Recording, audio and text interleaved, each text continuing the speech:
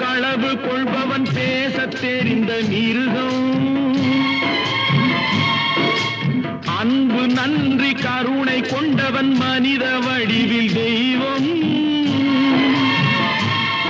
இதில் மிருகம் என்பது கள்ள மனம், உயர் தெய்வம் என்பது பிள்ளை மனம்.